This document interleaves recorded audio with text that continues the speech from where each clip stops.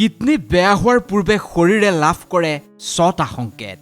এই 6টা সংকেত যদি আপুনি চিনি ল'ব নোৱাৰে তেন্তে আপোনাৰ বিপদ নিশ্চিত।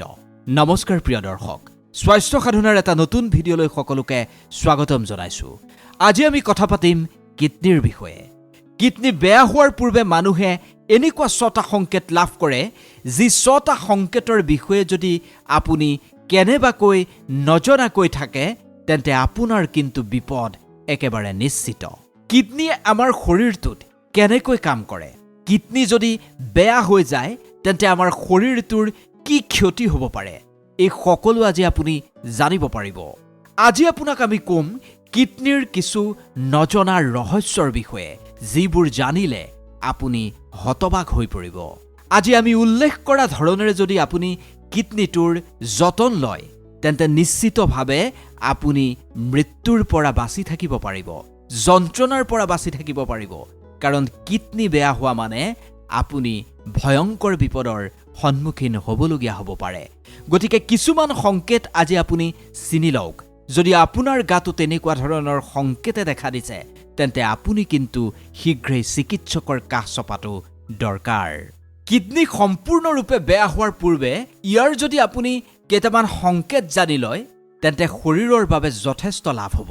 এই ভিডিঅ'টো আপুনি এই কাৰণেই সম্পূৰ্ণকৈ চোৱাৰ প্ৰয়োজন আছে, কাৰণ এনেধৰণৰ স্বাস্থ্যজনিত বিষয় যদি আপুনি সম্পূৰ্ণকৈ নাজানে তেন্তে সেয়া আপোনাৰ বাবেই ভয়ংকৰ হ'ব পাৰে।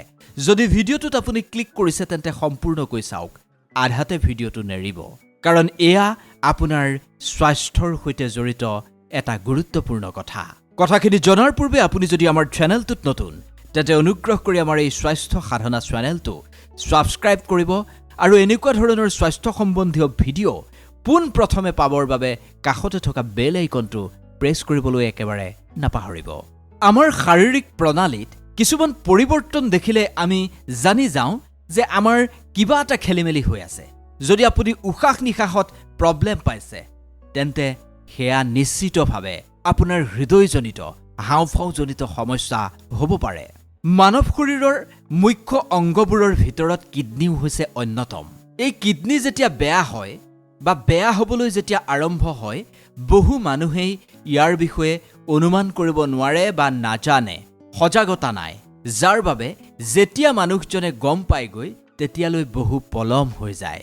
গতিকে প্ৰথম অৱস্থাতেই যদি কিডনি বেয়া হোৱাৰ আপুনি কিছু সংকেত বা লক্ষণ জানি ল'ব পাৰে তেন্তে আপুনি কিডনিটো বেয়া হোৱাৰ পৰা ৰক্ষা কৰিব পাৰিব।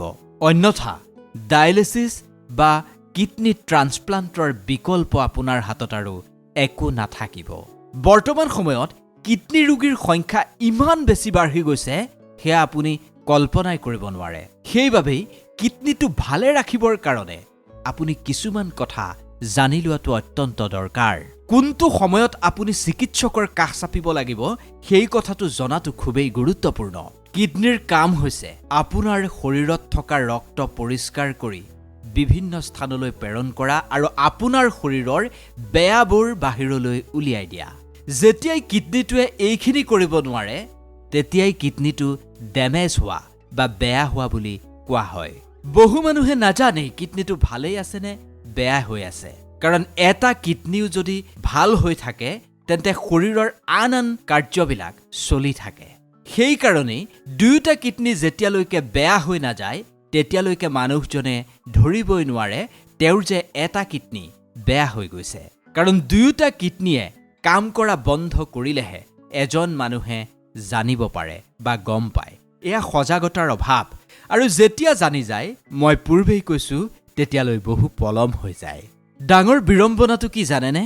ব্যস্ততাৰে ভৰপূৰ এই জীৱনটোত মানুহে ধন টকা পইচা উপাৰ্জন কৰিব বিচাৰে আৰু যথেষ্ট পৰিমাণে ধন টকা পইচা উপাৰ্জনো কৰে, কিন্তু নিজৰ স্বাস্থ্যৰ বেলিকা একেবাৰে উদাসীন, যাৰ বাবে মানুহে 100 বছৰ জীয়াই থাকিব নোৱাৰে। 100 বছৰটো বাদেই দিলোঁ, 50-60 বছৰো এতিয়া জীয়াই থকাটো কঠিন হৈ পৰিছে। সেইবাবে আপুনি স্বাস্থ্যৰ প্ৰতি ধ্যান দিব লাগিব। আপোনাৰ স্বাস্থ্যৰ বাবেই আমি এনে কিছুমান ভিডিঅ' লৈ আহিম প্ৰতি সপ্তাহত। প্ৰতিদিনে আমি এনেবোৰ কথা আপোনাৰ মাজলৈ লৈ যোৱাৰ চেষ্টা কৰিম যাতে আপুনি সজাগ হ'ব পাৰে আপোনাৰ স্বাস্থ্যৰ প্ৰতি। এতিয়া আমি আপোনাক জনাম কেতিয়া আপুনি গম পাব আপোনাৰ কিডনীটো বেয়া হ'ব পাৰে। কেতিয়া আপুনি ডক্তৰৰ কাষলৈ যাব সেয়া আমি আপোনাক জনাম। প্ৰথমেই আপোনাৰ যদি পেটত বিষ হৈছে কেতিয়াও ইগনৰ নকৰিব। কেতিয়াও আপুনি এনেদৰে নাভাবিব নাখাবলগীয়াখিনি খাই দিয়াৰ বাবে পেটত প্ৰচণ্ড বিষ হৈছে। চাওক, কেতিয়াবা পেটত বিষ হোৱাটো তেনেই সাধাৰণ কথা, কিন্তু এই বিষটো যদি আপোনাৰ ধাৰাবাহিকভাৱে হৈ আছে তেন্তে এয়া ইগনৰ কৰাটো একেবাৰে অনুচিত।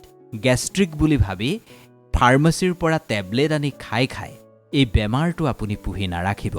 যদি আপোনাৰ পেটৰ বিষটো বাওঁফালে বা সোঁফালে হৈছে আৰু যদি এই বিষ অসহনীয় হৈ গৈ আছে তেন্তে এয়া একেবাৰেই ইগনৰ নকৰিব, কাৰণ এয়া কিডনী বিকল হোৱাৰো সংকেত হ'ব পাৰে।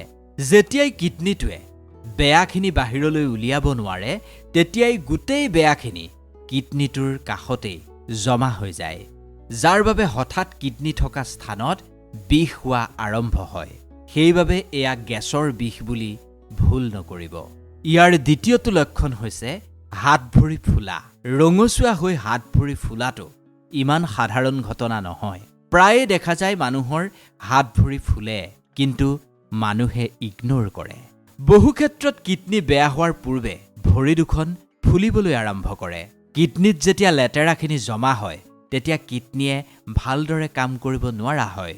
তেতিয়াই তেজৰ চলাচল হঠাৎ লেহেমীয়া বা ক্ষীপ্ৰ হৈ পৰে, যাৰ বাবে ভৰিখন ৰঙচুৱা হৈ ফুলি যায়, আৰু এইখিনি কিডনী বেয়া হোৱাৰ লক্ষণ বুলি ধৰি লোৱা হয়। ছালৰ অত্যধিক খজুৱতি কিডনী বিকল হোৱাৰ লক্ষণ। শৰীৰত বিষাক্ত পদাৰ্থ বৃদ্ধি হোৱাৰ ফলত আপোনাৰ শৰীৰত খজুৱতি হ'ব পাৰে। যদি খজুৱতি বেছি হৈছে তেন্তে এবাৰ কিন্তু আপুনি চিকিৎসকৰ কাষলৈ যোৱাটো দৰকাৰ, কাৰণ এয়া কিডনী বিকল হোৱাৰ লক্ষণ হ'ব পাৰে। ইয়াৰ পিছত আহিল প্ৰস্ৰাৱৰ সমস্যা। যদি প্ৰস্ৰাৱ কৰোঁতে কোনোবা ব্যক্তিৰ সমস্যা হয়, জ্বলা-পোৰা হয় বা বিষ অনুভৱ হয় বা সঘনাই প্ৰস্ৰাৱ হয় বা প্ৰস্ৰাৱৰ সময়ত তেজ বা জ্বলা-পোৰা কৰি আছে, তেনেহ'লে ই কিডনীৰ গুৰুতৰ সমস্যাৰ কাৰণ হ'ব পাৰে। এনেকুৱা যদি আপোনাৰ লগত হৈছে তেন্তে মুঠেও ইগনৰ নকৰিব। যিমান পাৰে সিমান সোনকালে আপুনি চিকিৎসকৰ সৈতে যোগাযোগ কৰক, চিকিৎসকৰ কাষ চাপক। তেতিয়া অন্ততঃ আপুনি কিডনীটো বেয়া হোৱাৰ পৰা বচাব পাৰিব, কাৰণ এনে সমস্যা মানুহৰ বাবে অত্যন্ত বিপদজনক। ইয়াৰ পিছত আহিল কিডনীলৈ ৰক্তপ্ৰবাহ হ্ৰাস। যদি হঠাৎ কিডনীলৈ তেজ যোৱাৰ পৰিমাণ কম হৈ যায় তেতিয়াই এই সমস্যাটোৱে কিডনী বিকল হোৱাৰ আশংকা বঢ়াই তোলে। ইয়াৰ ফলত শৰীৰত আইৰণৰ অভাৱ আৰু হিমোগ্ল'বিনৰ পৰিমাণ হ্ৰাস পায়, যাৰ ফলত আপুনি এনিমিয়াৰ সমস্যাত ভুগিব পাৰে। কিডনী বিকল হোৱাৰ বাবে শৰীৰত অতিৰিক্ত পানী জমা হৈ পৰে, যাৰ বাবে হাওঁফাওত পানী জমা হৈ যায়, যাৰ বাবে মানুহজনৰ উশাহ নিশাহত সমস্যাৰ সৃষ্টি হয়। আৰু এই সমস্যাটোৰ বাবে চকুৰ বিষ আৰু আপোনাৰ মস্তিষ্কত মগজুত প্ৰেছাৰ পৰে, চাপ হয়, যাৰ বাবে আপুনি কোনো এটা বস্তুতেই ফ'কাছ কৰিব নোৱাৰে। ইয়াৰ পিছত আহিল হাইপাৰটেনশ্যন। 25ৰ পৰা 30 বছৰৰ পূৰ্বেই যদি আপোনাৰ ৰক্তচাপ হাই হয়, অৰ্থাৎ হাই ব্লাড প্ৰেছাৰ হয়, আৰু যদি 55ৰ পৰা 60 বছৰৰ পিছত আৰম্ভ হৈছে তেন্তে এয়া গুৰুতৰ সমস্যা। ইয়াৰ বাবে আপুনি চিকিৎসকৰ কাষ চপাটো অতি দৰকাৰ। আন দুটামান লক্ষণ আছে, সেই বিষয়েও আপোনাক জনাই থৈছোঁ। দুৰ্বলতা আৰু ভাগৰ লগাটো হৈছে কিডনী বিকল হোৱাৰ আন এটা লক্ষণ। দৈনিক কাম কাজ কৰাৰ মাজতে আপুনি আপোনাৰ শৰীৰটোকো লক্ষ্য ৰাখিব লাগিব। এইবোৰ লক্ষণ দেখা পালে চিকিৎসকৰ কাষ চাপিব লাগিব। অনবৰতে দুৰ্বল যেন লাগি থকা ভাগৰ বেছিকৈ লগাটো মুঠেও কিন্তু ভাল লক্ষণ নহয়। তদুপৰি ভোক নলগাটো এটা ডাঙৰ সমস্যা। ভোক নলগাটো কিডনী বিকল হোৱাৰ লক্ষণ হ'ব পাৰে। শৰীৰত বিষাক্ত পদাৰ্থ জমা হোৱাৰ ফলত মানুহৰ ভোক কমি যায়, বমি উকালি অহা অনুভৱ হয়। দ্ৰুতগতিত ওজন হ্ৰাস হোৱাটো কিডনী বিকল হোৱাৰ এটা গুৰুত্বপূৰ্ণ লক্ষণ। শৰীৰৰ গুৰুত্বপূৰ্ণ অংগবোৰৰ ভিতৰত কিডনী বা বৃক্ক হৈছে অন্যতম। কিডনীয়ে শৰীৰৰ পৰা বিষাক্ত পদাৰ্থ আঁতৰ কৰি শৰীৰটোক সুস্থ কৰি ৰখাত আমাক সহায় কৰে। যদি কিডনিৰ কাৰ্যক্ষমতা সামান্যভাৱেও পৰিৱৰ্তন হয় তেনেহ'লে মনত ৰাখিব ইয়াৰ বাবে গোটেই শৰীৰটো প্ৰভাৱিত হয়। গতিকে এনেবোৰ লক্ষণ যদি আপুনি দেখা পায় তেন্তে ততালিকেই চিকিৎসকৰ কাষ চাপক, কাৰণ এনে লক্ষণ আপুনি ইগনোৰ কৰাটো উচিত নহয়। আপুনি সুস্থ হৈ থাকক, আমি সেয়াই কামনা কৰিছোঁ। চেনেলটোত যদি নতুন তেন্তে অনুগ্ৰহ কৰি চেনেলটো ছাবস্ক্ৰাইব কৰক আৰু এনেধৰণৰ ভিডিঅ' যিমান পাৰে সিমান আপোনজনৰ মাজত শ্বেয়াৰ কৰক, যাতে সদায় সকলো সুস্থ হৈ থাকে। ধন্যবাদ।